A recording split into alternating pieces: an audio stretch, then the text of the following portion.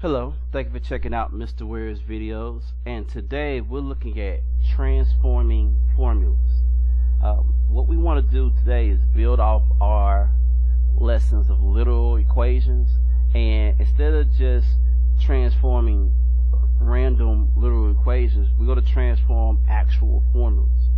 So in all the problems we're doing today, there'll be some actual formulas that we're looking at, and in the description it's going to talk about what each variable represents and give you an indication what they want, which variable they want solved for.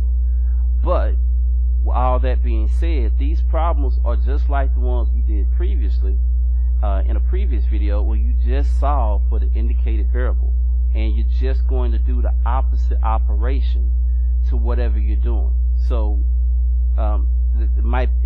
there are actual real formulas, there are actual real variables, but the process to solve it hasn't changed. So let's take a look at an example, and I'm going to break it down so that you understand. Okay? So here's the first one. Alright, it says the formula to determine the period of one swing in a simple pendulum is t is equal to 2 pi times the square root of L over G, where L is the length of the string and G is the acceleration due to gravity. Solve the formula for L in terms of pi, T, and G. So all of this is just explaining what the formula is and what it does and all of that. The main thing you want to find out is, what are you solving for? You're solving for L. And when they say in terms of pi, t, and g, they just mean have the pi, t, and g all to one side of the equation. And that will happen just by solving for L. So all of that to say what? We're just trying to solve for L. We're going to do the opposite operations until we indicate what L is. Okay? So let's take a look at this one. So there's multiple steps on these, but what we want to do is take it one step at a time. We want to isolate the L, so we have to get rid of the G, have to get rid of the square root, and we have to get rid of the 2 pi. Okay, so that's what we're going to do. So the first thing we want to do is get rid of this 2 pi. We're going to work outside in, and since this 2 pi is multiplied times the square root of L over G, we do the opposite. Then the opposite is divide. So we're going to divide both sides. Let me change colors there. Both sides by 2 pi. What does that do? Well, that cancels out. The 2 pi is on the right. That leaves me with the square root of L over G. And on the left side, I got capital T over 2 pi. We're just going to keep working, keep working. Now, the next thing we need to do is get rid of this square root. Okay? So in order to get rid of this square root, you got to do the opposite of a square root, which is squaring. So we're going to square both sides. Okay, what would that do? That'll eliminate the square root, and that'll leave us with just L over G. Okay, on the left side we'll have T over 2 pi, and all of this will be squared.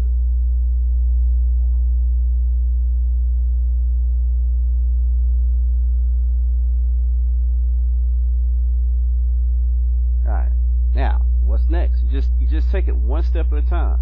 We're still trying to isolate the L. Okay, the L is now being divided by G. So you do the opposite of division, which is multiply. So we're going to multiply by G. And you'll multiply by G on both sides. And you can put that over 1, but the G's will cancel out and leave us to that isolated L, which is what we want. And then on my left side, I've got G times T over 2 pi squared. So we have solved for L in terms of pi, g, and t. And that's one of the harder ones. It's got like 3 steps in it. But all the steps you should be familiar with. I mean, we don't do the square root too much, but it's just the opposite. It's always the opposite when you're solving for an equation. Alright, let's take a look at another example. Okay. A formula to find the period t of a cycle phenomenon based on the frequency f is t is equal to 1 over f. Solve the formula for f in terms of t. Again, the main thing you want to know is what they're solving for. We're solving for f. So we'll do whatever it takes to solve for f.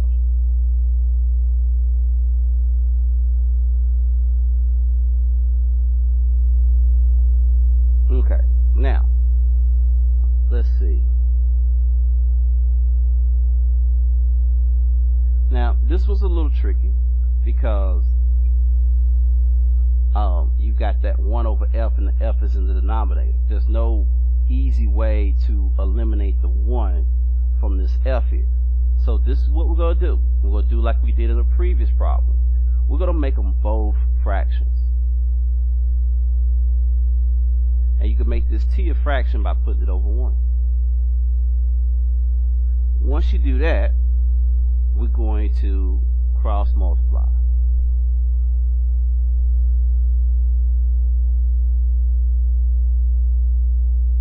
Alright, and that will simplify everything here. We'll have TF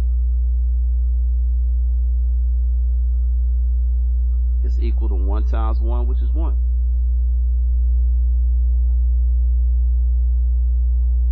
Now all we have to do is solve for the f.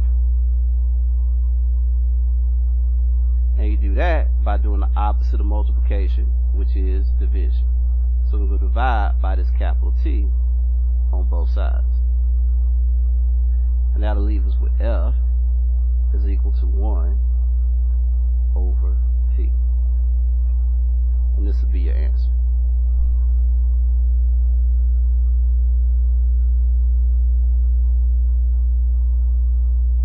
Alright, let's take a look at one more.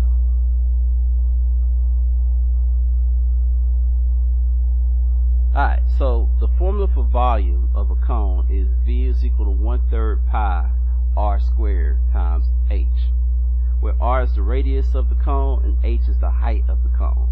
Rewrite the formula to solve for h in terms of r and v.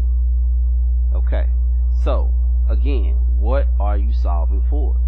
Okay, rewrite the formula to solve for h. So all we want to do is get this h by itself.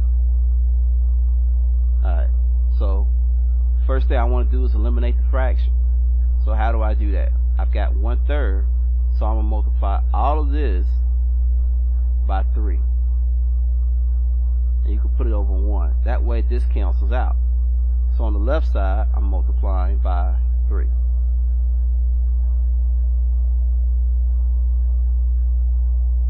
Alright, so once this cancels out, that's going to leave all of this pi r squared times h. I'm just canceling out the fraction. On my left side, I have 3 times v, which is 3v. I'm still trying to solve for h. And pi r squared is multiplied times h. So what's the opposite of multiplication? That's division. So I'm going to divide by pi r squared on both sides.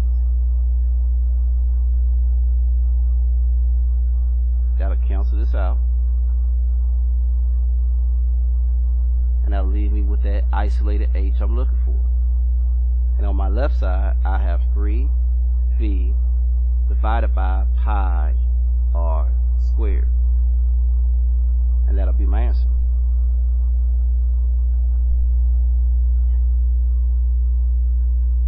So these are real formulas, and we just learned how to transform them. So So that's all we're doing. We're using literal equations, which is based off of regular equations, where you do the opposite operation to solve for whatever indicated variable they want you to solve for. But again, I want to thank you for checking out my video. Have a nice day.